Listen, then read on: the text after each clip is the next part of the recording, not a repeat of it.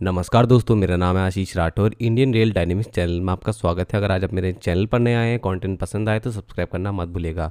दोस्तों, आज 30 जुलाई 2024 को दोबारा से रेलवे के लिए एक बहुत बुरा दिन जिसकी शुरुआत हुई एक एक्सीडेंट के साथ में, और फिर से हम सभी रेल फैंस का और वो सभी नागरिक जो रेलवे को प्यार करते हैं, रेलवे में सफ़र करते हैं, उनको दोबारा से बहुत ज़्यादा दुख पहुँचा है। और ऐसी घटनाएँ कब तक होंगी, यही सवाल दोबारा से सभी के मन में है। चलिए जानते हैं आज किस तरीके से ये घटना घटित हुई पैसेंजर ट्रेन के साथ में, और अभी इस साल में क्या क्या घटित हुआ है वो भी आपको बता देता हूँ। देखिए, ये जो रेल घटना आज हुई है, ये 3:45 पर झारखंड की सरकार के द्वारा जो डाटा दिया गया है उसके अकॉर्डिंग बता रहा हूँ। सुबह सिंहभूम डिस्ट्रिक्ट जो झारखंड की है, वहाँ पे राजखरसावन और बारा बाम्बू स्टेशन के बीच में हुई। ये पैसेंजर ट्रेन थी हावड़ा मुंबई मेल, गाड़ी संख्या 12,810। ये ट्रेन मंडे को इवनिंग में हावड़ा से डिपार्ट हुई थी और सुबह सुबह ये 30 जुलाई को 3:45 पर डिरेल हो जाती है। 18 कोचेस इसके डिरेल हो गए, जिसमें बताया जा रहा है 16 पैसेंजर कोचेस थे, जिसमें स्लीपर और एसी के कोचेस दोनों मौजूद थे। एक पावर कार भी इसमें डिरेल हुई और एक पेंट्री कार भी। तो टोटल 18 कोचेस डिरेल होना बहुत बड़ी बात होती है। इसमें 2 लोगों की मृत्यु हो गई है। बहुत ज़्यादा संवेदना है मुझे इन व्यक्तियों के लिए। दोनों मेल पर्सन थे और इस ट्रेन के एसी B4 कोच में सफ़र कर रहे थे। 18 लोग इसमें इंजर्ड हुए हैं हादसे में। अब ये हादसा हुआ कैसे, और बहुत सी चीज़ें हैं जो कि अभी आपको बताना बाकी हैं। देखिए, सबसे पहली बात तो ये हादसा इस साल के 2 महीनों के अंदर अंदर, अभी जो 2 महीने बीते हैं, तीसरा बड़ा रेल हादसा है। इस साल का छठा रेल हादसा है, जो कि मेजर एक्सीडेंट मैं बता रहा हूँ उसके अंदर छठा हादसा ये है। जामतारा ट्रेन एक्सीडेंट फरवरी 28 को हुआ था, इस साल का पहला। इसके बाद दूसरा पालघर में एक गुड्स कैरियर डिरेलमेंट हुआ था 29 मार्च को। सरहिंद फ्रेट ट्रेन एक्सीडेंट जो कि डेडिकेटेड फ्रेट कॉरिडोर में हुआ था 2 जून को। उसके बाद कंचनजंगा रेल हादसा 17 जून को, और फिर अभी हाल ही में चंडीगढ़ डिब्रूगढ़ ट्रेन हादसा जुलाई 18 को। और छठा रेल हादसा आज ये हो गया हावड़ा मुंबई मेल के साथ। दोस्तों, जिस रूट में यह हादसा हुआ है, इस रूट की एक खासियत आपको बता दूं, क्योंकि मैंने इसी महीने इस रूट का एनालिसिस भी किया है। मुंबई हावड़ा जो रूट है लगभग 2000 किलोमीटर का, इसमें आज ट्रिपलिंग और क्वाड्रिपलिंग के ऊपर बहुत तेज़ी से 1200 किलोमीटर में काम चल रहा है। मैंने पूरा एनालिसिस करके आपको बताया था। इसकी ज़रूरत वहाँ क्यों है, क्योंकि यहाँ पर मिनरल रिच एरिया है, झारखंड, छत्तीसगढ़, मध्य प्रदेश। तो ऐसे में यहाँ पर कोयले की ढुलाई हो, स्टील हो, आयरन और बहुत सी चीज़ें हैं जिनकी ढुलाई होती है, और मालगाड़ियों की बहुत बड़ी संख्या है। पैसेंजर ट्रेन को रुक जाना पड़ जाता है मालगाड़ियों को चलाने के लिए। यहाँ पे ये स्थिति पैदा हो गई है। क्वाड्रपलिंग करने के बाद भी यहाँ पर प्रॉब्लम आएंगी। बहुत से रेल फैंस ने मुझे बताया है कि यहाँ पर बहुत ज़्यादा मालगाड़ियों का लोड है। तो यहाँ पर इस वक्त जो ये ट्रेन एक्सीडेंट हुआ है, इसमें अभी कुछ साफ नहीं है। CRS इंक्वायरी होगी, फिर रिपोर्ट आएगी, फिर देखते हैं क्या निकल के आता है। लेकिन इस ट्रेन को आप देख पा रहे होंगे, सामने से लोकोमोटिव जहाँ आकर के रुका है, बगल में आप लोग देख पा रहे होंगे एक मालगाड़ी भी खड़ी है।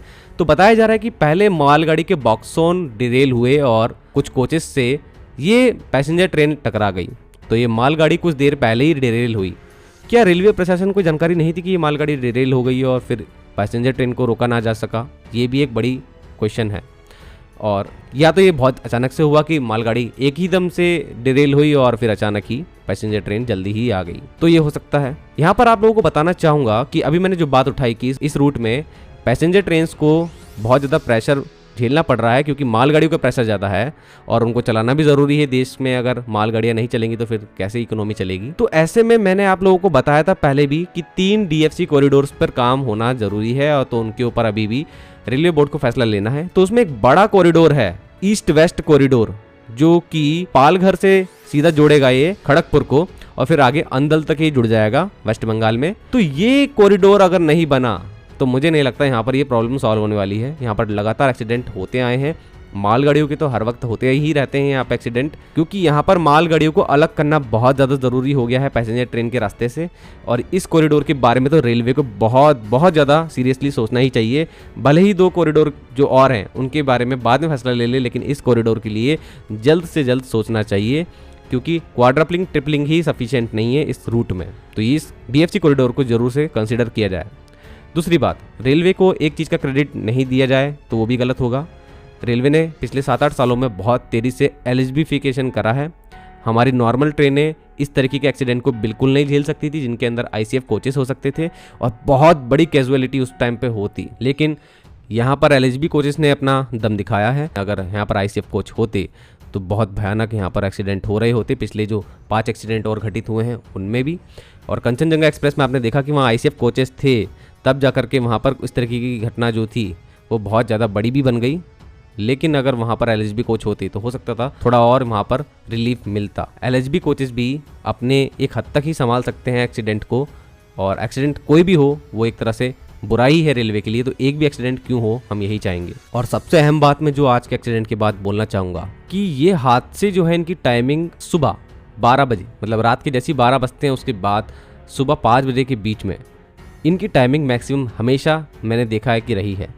और ये रेल हादसे कम रोशनी में ही हो रहे हैं, तो बहुत बड़ा सवाल उठता है, आखिर क्या इसमें रेलवे के मैनेजमेंट में गलती है, क्या रेलवे के जो स्टाफ है उनकी ट्रेनिंग में कोई गलती है, या उनके द्वारा कुछ गलतियां हो रही हैं, या फिर कोई बड़ी साबोटेज कंडीशंस भी मौजूद हैं। इसको डिनाई नहीं किया जा सकता।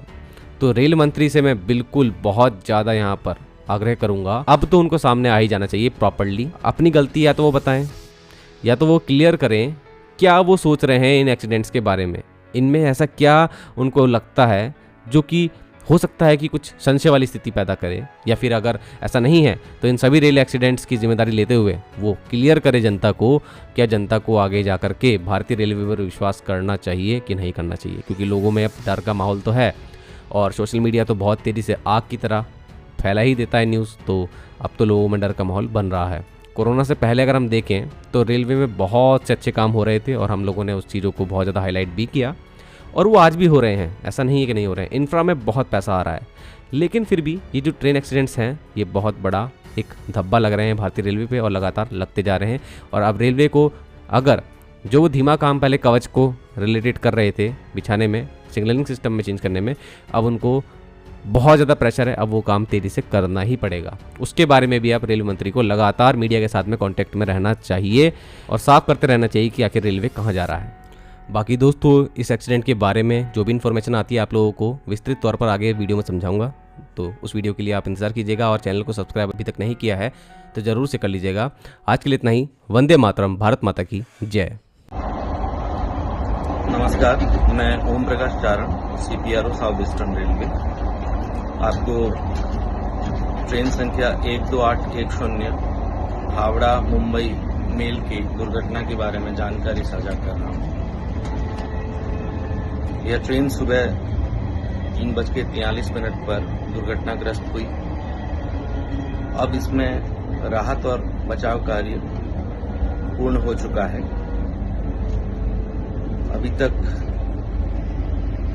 80% यात्रियों को बसों से चक्रधरपुर स्टेशन ले जाया जा चुका है, और बचे हुए 20% एक स्पेशल ट्रेन से चक्रधरपुर ले जाए जा रहे हैं। इस घटना में 2 यात्रियों की मृत्यु हो गई है, एक को फ्रैक्चर हुआ है और 4 माइनर इंजर्ड हैं। उनको भी चक्रधरपुर अस्पताल ले जाया जा चुका है। चक्रधरपुर से 10:30 बजे के आसपास एक स्पेशल ट्रेन चला के यात्रियों को अपने गंतव्य की ओर रवाना कर दिया जाएगा। धन्यवाद।